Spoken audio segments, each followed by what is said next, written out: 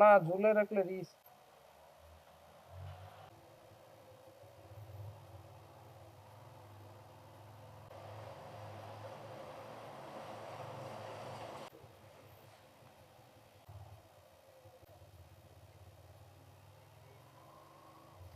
আসসালামু আলাইকুম, আমি মোহাম্মদ জাভেদ হাসান পিয়াল। ভার্সিটির কাজ শেষে বাসার উদ্দেশ্যে রওনা হয়েছি। তো গালিব, আমাদের নিয়ে যে তুমি দিনাজপুর গেলা, তোমার আসলে ফিলিংস কেমন ছিল? তোমার কেমন লাগছে? মিয়া আমারে জিগাও আমার কেমন লাগছে, আমার বাড়ি আমার কেমন লাগছে। না, আমার জন্য পুরো নতুন একটা পরিবেশ ছিল এটা। উত্তরবঙ্গে আমার আগে যাওয়া হয় নাই। সব থেকে ইন্টারেস্টিং যে বিষয়টা মনে হয়েছে, উত্তরবঙ্গের যে গাছপালা লাগানোর যে সিস্টেম আর কি, মনে হয় যে মেজারমেন্ট দিয়ে তো গাছ লাগাইছে। সবচেয়ে মজা পাইছো কোথায়? বাড়ির পিছনে ওই বাগানে সব থেকে বেশি ভাল লাগছে, সামনে খোলা মাঠ একদম। তাছাড়া আরেকটা জায়গায় ভাল লাগছে, বড় পুকুরিয়া গেলাম না, একটা হচ্ছে তাপবিদ্যুৎ কেন্দ্র আর একটা কয়লার খনি। তাপবিদ্যুৎ কেন্দ্র তো অনেক সুন্দর লাগছে আর কি দেখতে, যে হিউজ পরিমাণ জায়গা নিয়ে একটা বড় প্রজেক্ট হইতেছে এখানে। ওইখানকার ধরো জিনিসগুলা বা সিনারি গুলা বা গল্পগুলা হ্যাঁ, সব ইন্টারেস্টিং। কয়লা উত্তোলন কেন্দ্র যেটা, ওইখানে আশেপাশে যে জায়গাগুলো, ওই যে একটা জায়গা হচ্ছে পুরোপুরি আর কি মাটির নিচে চলে গেছে। চলো আজকে রাস্তা সিনারি।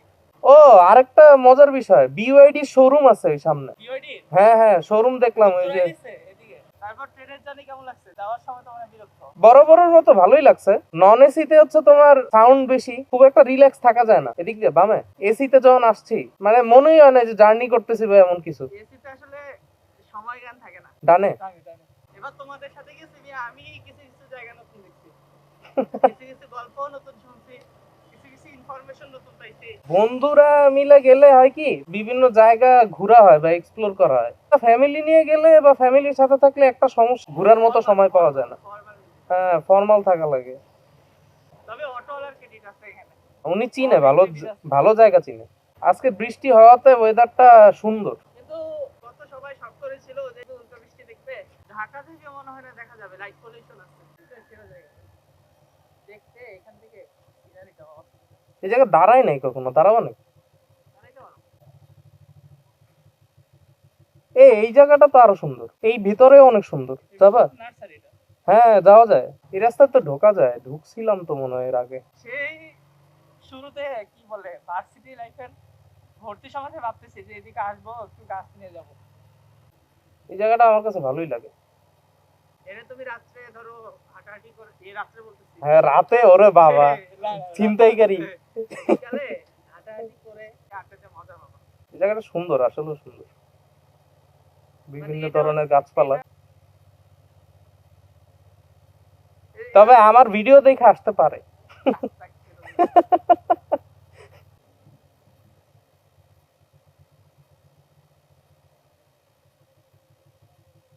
এটা হচ্ছে রাস্তা শেষ।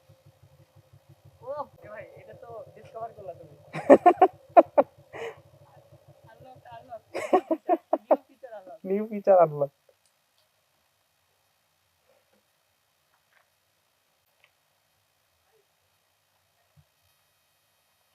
একটা খুব ইচ্ছা ছিল যে এরকম শহরে থাকার সময় একটা ধরো ইডেন একটা ধরো প্লেস থাকবে আমাদের, যে যে কোনো সময় তো এখানে যে ধরো রিভোট নিতে পারবো।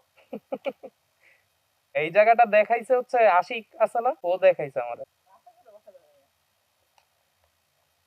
গাছেও চড়া যাবে। ওই যে অপোজিট সাইড দিয়েও আসা যায়, ওইখানে বেশি মানুষ আসে। তবে এই এখন কয়টা বাজে? আর ব্যাটারি লো। যাই হোক, 4টা 2 বাজে তাই না? এখন এই টাইমটাতে বিশেষ করে 5টার দিকে এইদিকেও মানুষ আসে।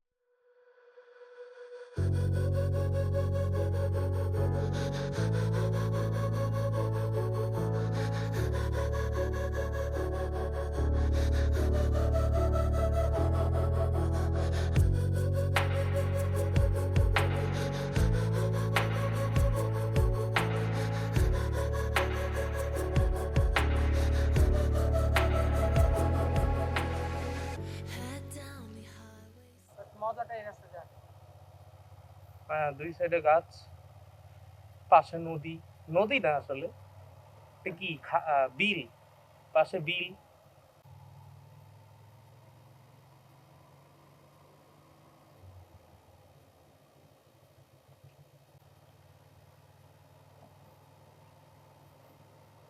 ওয়েদারটা আবার ম্যাচিং হয়েছে। এটা কি গাছ এরকম শুকায় গেছে? জানি না। এখানে একটা মোমেন্টে অনেক মজা পাওয়া, সেটা হচ্ছে ঝড় ওঠার আগে যখন বাতাস হ্যাঁ হ্যাঁ হ্যাঁ, ওইটার কথাই বলছি। জাস্ট পাতা ঝরবে। দুইটা গাড়ি, তিনটা গাড়ি। তিনটা গাড়ি আছে। বিওয়াইডির শোরুম আরেকটা আছে হচ্ছে তেজগাঁতে। আমার ইয়ামাহা বাইকটা নিয়ে যাই, পাশেই ইয়ামাহার আর কি শোরুম প্লাস ওই সার্ভিস সেন্টার 3S। ঠিক আছে তাহলে, আল্লাহ হাফেজ। না না, বাসায় যাই একবারে। হ্যাঁ, তো চলেন।